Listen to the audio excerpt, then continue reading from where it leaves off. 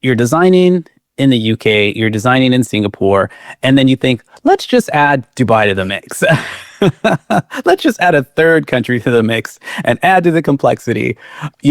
What prompted that? And how did you, obviously at that point, you had to focus on creating some sort of balance within yourself to manage everything in 3 different countries and 3 different time zones, and also to establish a team that could accommodate these different projects in these different regions. How did you go about that? Yeah. So first of all, the reason for doing it was post-COVID, we had Singapore had quite a lot of people leave Singapore and they were looking at different places to live and things like that. So we had clients that would say that were inquiring with us saying, do you have a presence in Dubai? We're looking to buy a house, or we're renting a large office, or we're investing in a hospitality project. Are you in Dubai? And we said at the time, we said, no, we're not. But it is something that we saw as being a perfect kind of bridge between Singapore and Europe. Europe was always a little bit smaller. It was always a little bit more of a satellite office. And Asia was where our big business was.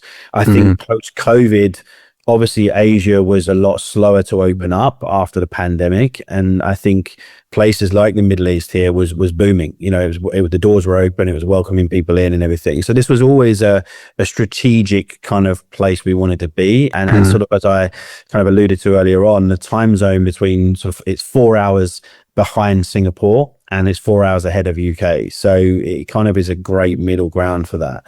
So that was one of the reasons why we wanted to be here.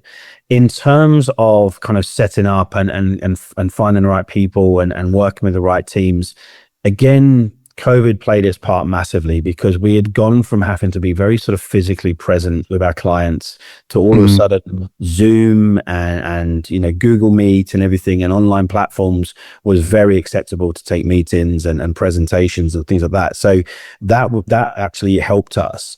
And then in terms of the staff and things like that, the first thing we did was look for a fantastic business development manager here. That was our first hire.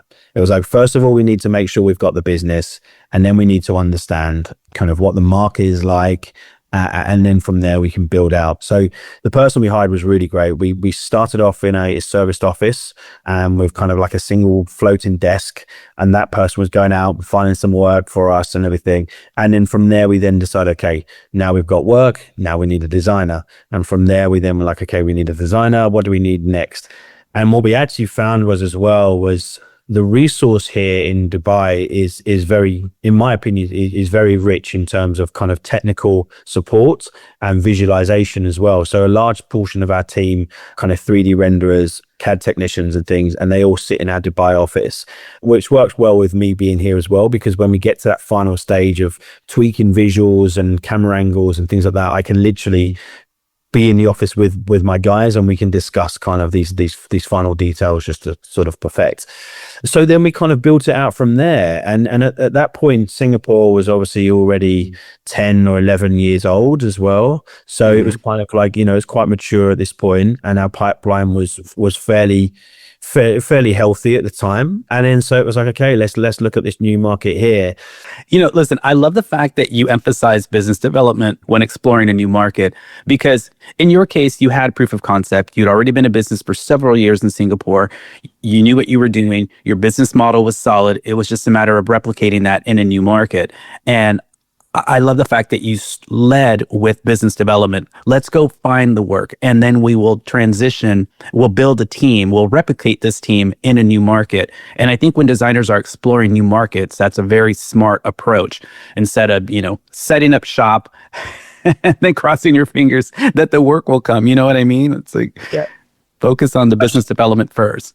Absolutely. I think as well, we'd already done it once where we arrived, and exactly as you said, if you build it, they're not necessarily going to come. And we'd done that once. So we kind of said, okay, let's not jump in 2-footed this time. Let's bring in the right people.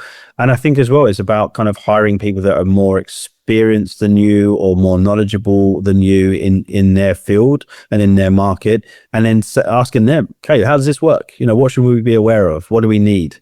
And one of the interesting things that we found with Dubai is very kind of instant. It's very, very fast paced in terms of people see something they like, and then they want to see their own version of that very, very quickly. How it necessarily works, they kind of say, okay, that's up to you. You do that bit.